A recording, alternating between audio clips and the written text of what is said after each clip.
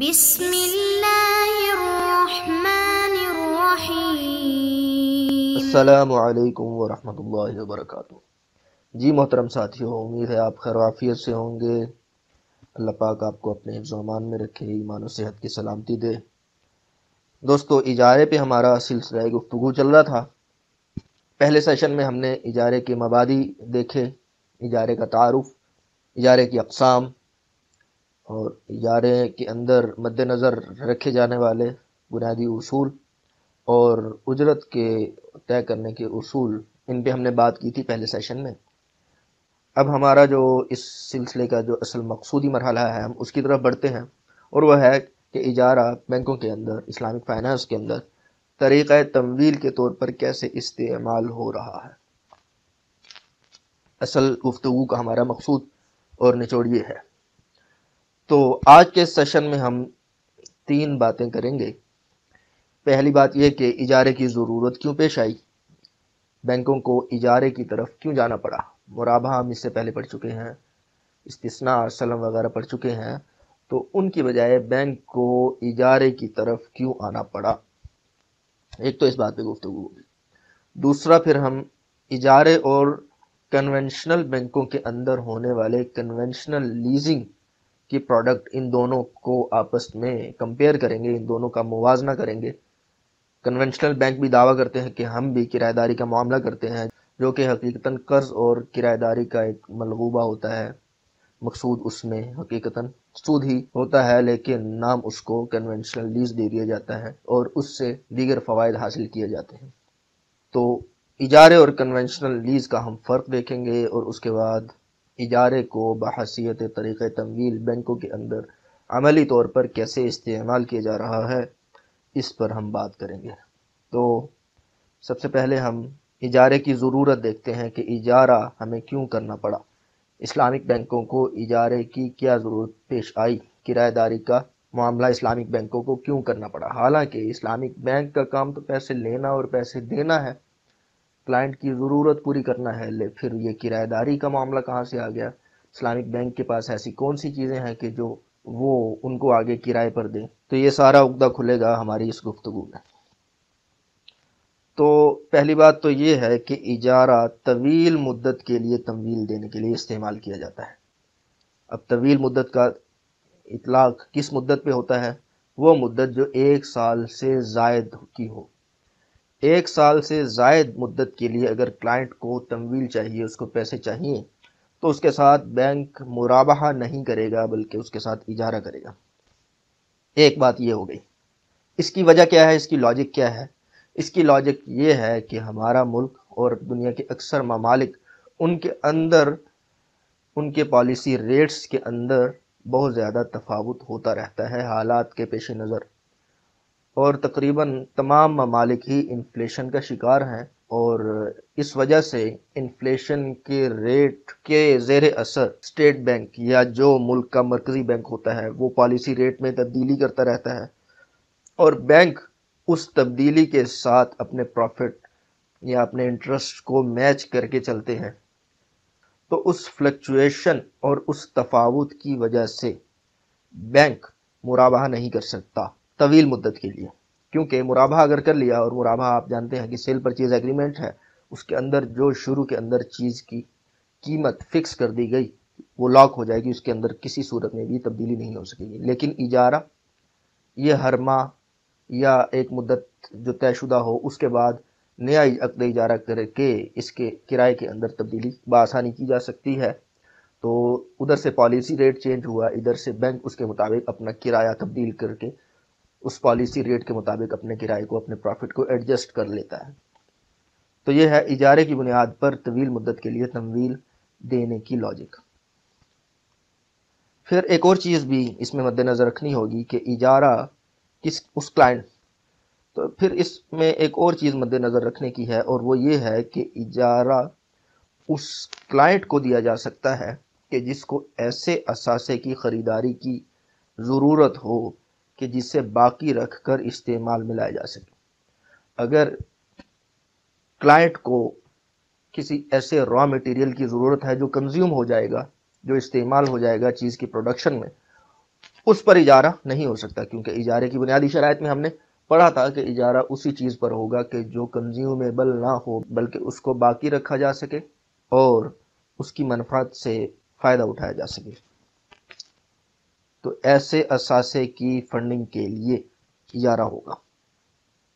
پھر ایک تیسری بات یہ ہے کہ سودی بینکوں کے اندر جو لیز فائنینسنگ ہے، جس کے اندر اجارے کے نام پر قرض کا معاملہ ہی چل رہا ہوتا ہے، اس کو درست کرنے کے لیے اس کی درست شکل جو ہے یہ اجارہ ہے۔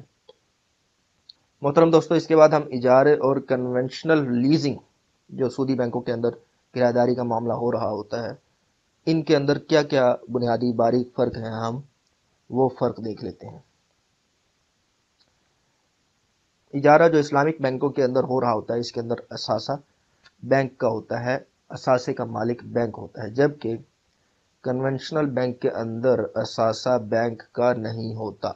یعنی بینک نے ابھی وہ شو روم سے گاڑی خرید کر اپنی ملکیت میں لائی ہی نہیں ہوتی کہ وہ اس پر کنونشنل لیزنگ کر دیتا ہے۔ جس چیز کا انسان مالک نہ ہو اس کو آگے کرائے پر کیسے دے سکتا ہے؟ دوسرا فرق یہ ہے کہ اجارے کے اندر اثاثے کا اگر نقصان ہوتا ہے تو وہ بینک برداشت کرتا ہے، بشرطے کہ اس نقصان کے اندر کرایہ دار یعنی کلائنٹ کی کمی کوتاہی غفلت نہ ہو، جبکہ کنونشنل لیز کے اندر جو بھی صورت ہو، ہر صورت میں نقصان کرایہ دار یعنی کلائنٹ برداشت کرے گا، بینک کسی بھی نقصان کا ذمہ دار نہیں ہوگا۔ اگلا فرق یہ ہے کہ جب تک اثاثے کی ڈیلیوری یعنی جس چیز کو بینک نے اجارے پر دینا ہے اس کی ڈیلیوری کلائنٹ کو نہیں ہو جاتی، اس وقت تک کرایہ سٹارٹ نہیں ہوتا۔ کرائے کی ابتدا تب سے ہوگی جب چیز کلائنٹ کے پاس پہنچ جائے گی، جبکہ کنونشنل بینک میں اس بات سے کوئی سروکار نہیں کہ چیز کی کوئی ڈیلیوری ہوئی ہے یا نہیں۔ بینک کی جیب سے پیسے نکل چکے تو اس کے بعد سے اس کا کرائے کا میٹر چالو ہو جاتا ہے۔ اگلا فرق یہ ہے کہ بینک اجارے میں یک طرفہ طور پر عقد ختم نہیں کر سکتا، کیونکہ اجارہ عقد لازم ہے، فریقین کی اس میں رضامندی ضروری ہوگی، جبکہ کنونشنل لیز میں بینک یک طرفہ طور پر عقد ختم کر سکتا ہے۔ ایک اور فرق اجارے اور کنونشنل لیز میں یہ ہے کہ اجارے کے اندر لیٹ پیمنٹ پر پینلٹی نہیں لگائی جاتی، جبکہ کنونشنل لیز میں کرائے کے لیٹ ہونے پر پینلٹی لگائی جاتی ہے، جو کہ سراسر ناجائز ہے۔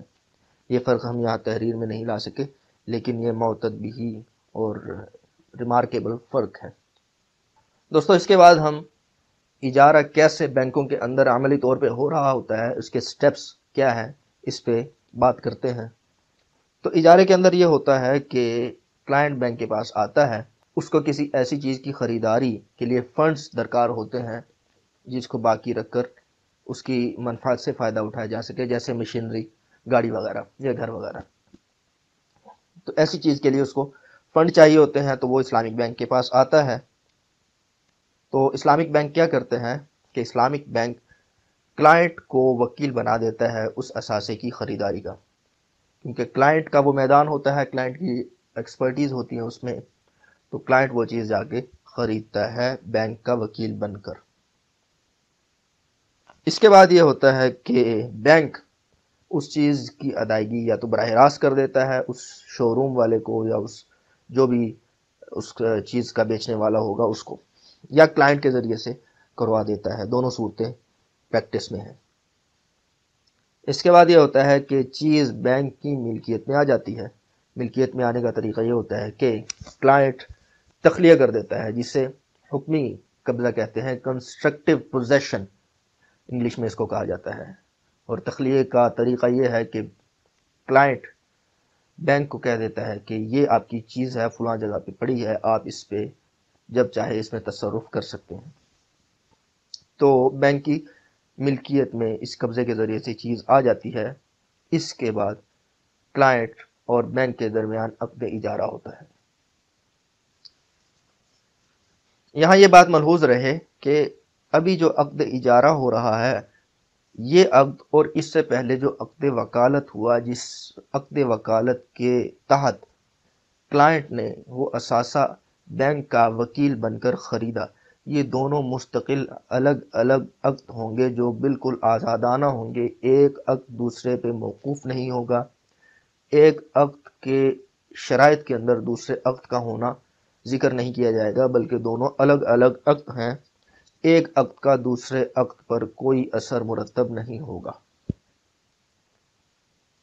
ایک چیز یہاں گنجائش کے طور پر ہم ذکر کرتے ہیں کہ مرابحہ کے اندر اس حوالے سے تھوڑی سی تنگی ہے کہ مرابحہ کسی مستقبل کی تاریخ پر نہیں ہو سکتا، کیونکہ وہ سیل پرچیز ایگریمنٹ ہے، اور سیل پرچیز ایگریمنٹ مستقبل کی کسی تاریخ کی طرف منسوب نہیں ہو سکتی، جبکہ اجارے کے اندر یہ گنجائش موجود ہے کہ اس کو مستقبل کی کسی تاریخ کی طرف منسوب کر کے کیا جا سکتا ہے۔ مثال کے طور پر میں زید کو کہتا ہوں کہ جو آپ کی سائیکل ہے اس کو میں اس مہینے کی 10 تاریخ سے کرائے پر لیتا ہوں، یعنی ہمارا جو کرایہ داری کا عقد ابھی ہو رہا ہے اس کی امپلیمنٹیشن 10 تاریخ سے شروع ہو جائے گی۔ یہ 10 تاریخ سے سائیکل میں لے لوں گا اور اس کو میں استعمال کرنا شروع کر دوں گا۔ تو اجارے کے اندر یہ گنجائش موجود ہے۔ اس گنجائش کو اسلامک بینک اس طرح استعمال کرتا ہے کہ اسلامک بینک کلائنٹ کو وکیل بنانے سے پہلے بھی عقد اجارہ کر کے یہ بات طے کر سکتا ہے کہ جب اثاثہ خرید کر تم لے آؤ گے اور میں اس پر قبضہ کر لوں گا، قبضہ کرنے کے بعد تم اس کو استعمال کرنا شروع کر دو گے۔ ہمارا جو عقد اجارہ کا وقت ہے یہ اس نقطے سے شروع ہو جائے گا۔ تو اسلامک بینک اس طرح اجارے کو مستقبل کی تاریخ سے مؤثر کر سکتا ہے۔ تو محترم دوستو، آج کے اس سیشن کی ساری باتیں مکمل ہوئی۔ اس سیشن میں ہم نے اجارہ کیوں کرنا پڑتا ہے اسلامک بینک کو اس پہ بات کی، اس کے بعد کنونشنل لیزنگ اور اجارے کے اندر کیا فروق ہیں، اور اس کے بعد اجارے کے سٹیپس کیا ہیں بینک کے اندر جب اس کو as a mode of finance استعمال کیا جاتا ہے تو کن سٹیپس سے ہوتا ہوا اجارہ پایہ تکمیل تک پہنچتا ہے۔ تو ان ساری باتوں پہ ہم نے آج گفتگو کی۔ اجارے پہ مزید گفتگو ابھی باقی ہے جو اگلے سیشن میں ہوگی۔ اس سیشن کے اندر جو باتیں ہوئیں امید ہے آپ کو بخوبی سمجھ آ گئی ہوں گی۔ اجازت دیجیے، السلام علیکم ورحمۃ اللہ وبرکاتہ۔